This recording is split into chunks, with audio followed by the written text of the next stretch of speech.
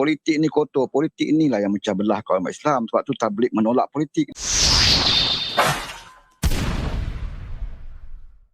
Saya secara umumnya saya tidak ada masalah dengan jemaah tabligh ni. Tetapi ada beberapa perkara yang mungkin oleh syekh-syekh dia yang bawa jemaah ni kadang ada yang mencemarkan sedikit jemaah tabligh kan. Pertama kita faham yang ikut jemaah ni kadang-kadang ada orang yang basic macam Ustaz sebut tadi lah. Basic pun dia tak lepas, yang cara berwuduk dengan betul pun kadang tak kena. Jadi dia ikut je, mungkin nak seronok ikut jemaah. Kemudian dia seronok lah kan, berjalan beberapa hari, berpuluh hari, tidur di masjid, tidur di surau. Dan ada beberapa jemaah ni yang kadang-kadang yang mencemarkan nama jemaah tabligh ni kan, yang tidak ada ilmu, kadang tidak ada adab pun. Di antaranya saya pernah berdepan dengan jemaah tabligh ni kan, dia kan datang rumah ke rumah, betul tak? Mengajak kita pergi ke masjid. Orang tak ada masalah, itu benda baik lah, mengajak kita jemaah. Satu hari tu dia datang rumah saya, kebetulan rumah saya ni orang politik kan, orang yang aktivis lah. Kebetulan rumah saya tu ada gambar almarhum Tok Guru Aziz tu. Dekat rumah saya tu poster gambar dia kan. Almarhum Tok Guru, masa tu Tok Guru hidup lagi. Menteri Besar Kelantan. Jadi dia nampak gambar tu, dia tanya saya. Dia kata, awak orang politik ke? Saya kata, betul lah, saya orang politik lah. Saya kerja orang aktivis politik. Ini politik kotor, dia kata. Masa tu dia nak ajak saya ke masjid lah. Tapi dia sembang buat politik lah. Dia kata, politik ni kotor. Politik inilah yang memecah belah kaum umat Islam. Sebab tu tabligh menolak politik, dia kata. Kita orang tak cakap politik, kita tolak politik. Pasal politik ini yang memecah belah kaum Islam, politik lah, dia kata. Dia kata macam tu. Jadi bila saya tak nak cerita politik pun dengan dia, tapi bila dia dah mulakan, saya cakap lah.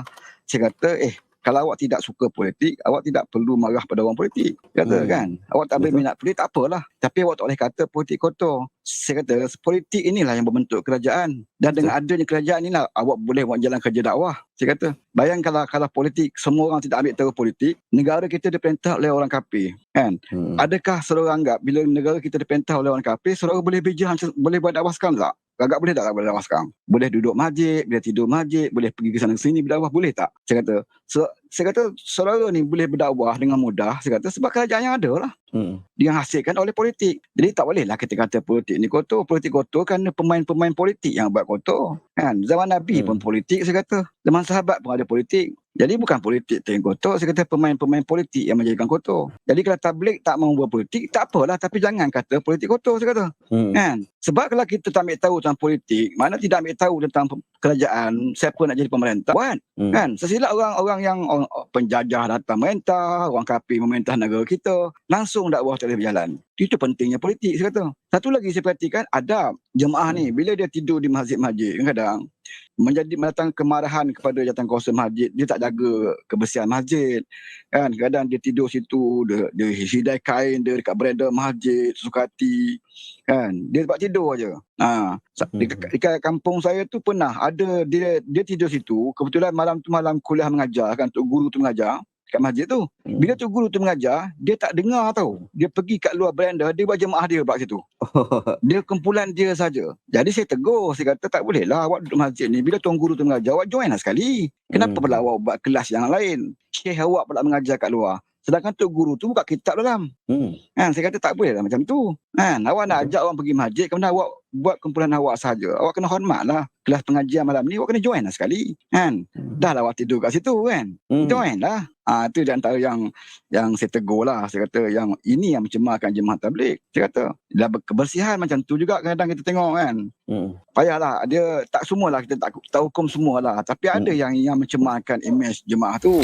Satu lagi saya beri pandangan tentang soal jawab dengan tok guru ni, Ustaz kan. Pertama sekali saya pernah dengar Ustaz cakap, nak pilih guru ni pertama sekali tengok akhlak lah. Kan? Akhlak tu tengok dulu. Jangan tengok ilmu lagi. Tengok akhlak dia dulu. Mana akhlak yang dipamerkan, kita nak berguru dengan dia. Kemudian dari segi soal jawab dengan tok guru ni, dia pun ada disiplin juga Ustaz. Kan? Yang bertanya pun ada disiplin, yang menjawab pun ada disiplin. Tak semua benda kita boleh tanya tok guru. Kadang-kadang ada orang ni, kita tengok, dia tahu sebenarnya jawapan dia, tapi dia tujuan dia bertanya nak menguji tok guru. Ataupun dia nak mengenakan tok guru. Yang itu agama tak benarkan. Kita bertanya untuk nak menguji ilmu tok guru tu. Kan? Ataupun nak mengenakan dia supaya kita kata kali ni tok guru tak jawab. Kita nak malukan dia. Yang itu pada saya agama tak benarkan. Niat kita bertanya tu kerana nak mengaibkan tok guru.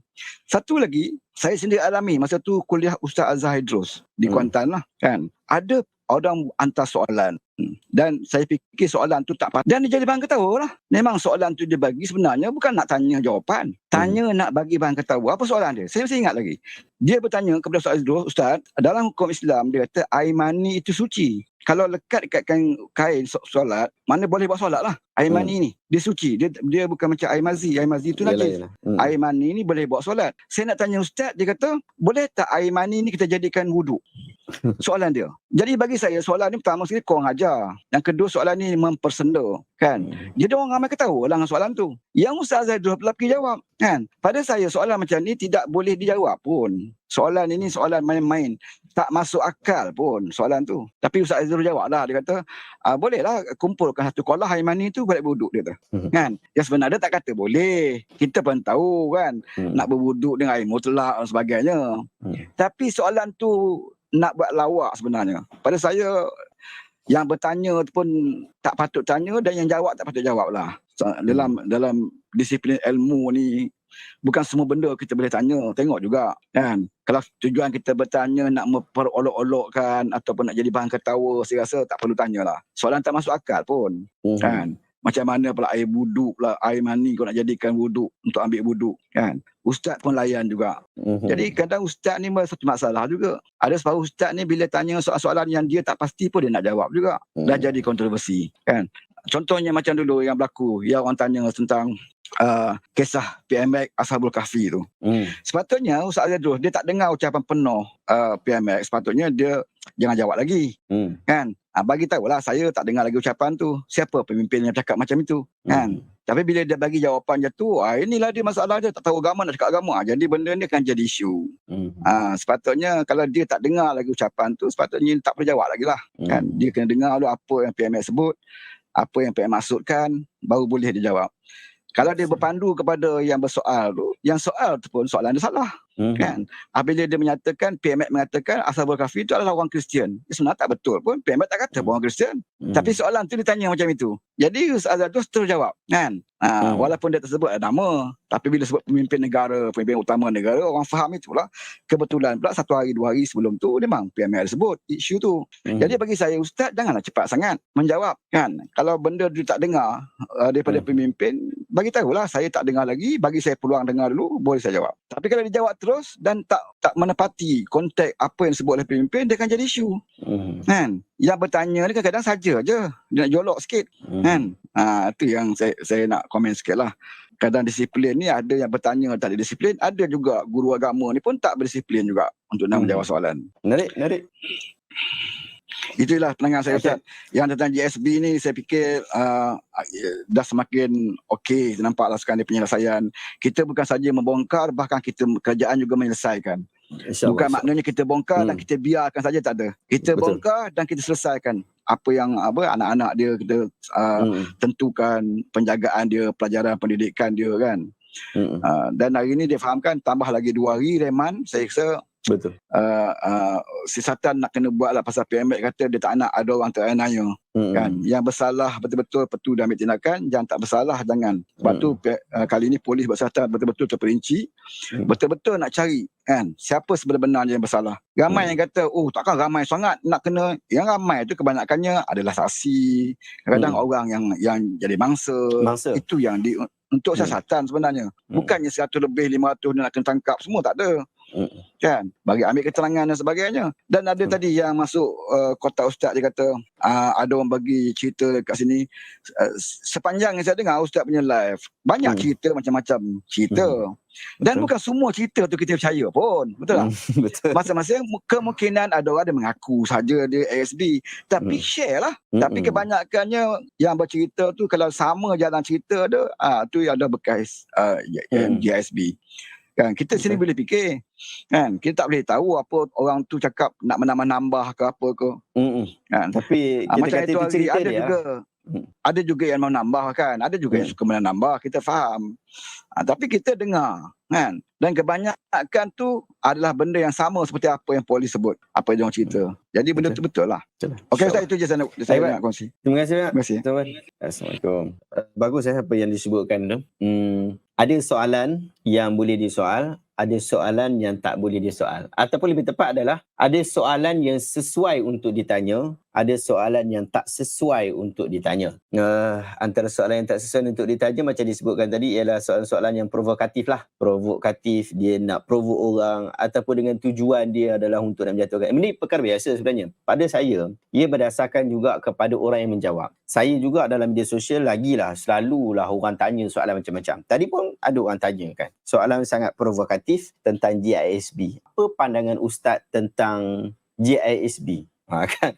Soalan ni adakah kita nak kategorikan sebagai soalan yang tak patut dijawab ataupun soalan kena dijawab dan sebagainya. Pada saya, soalan-soalan yang provokatif yang boleh dijawab, kita jawab, tetapi cara kita menjawab itu pastikan ia adalah jawapan yang baiklah. Jawapan yang baiklah. Jangan jawapan yang juga provokatif.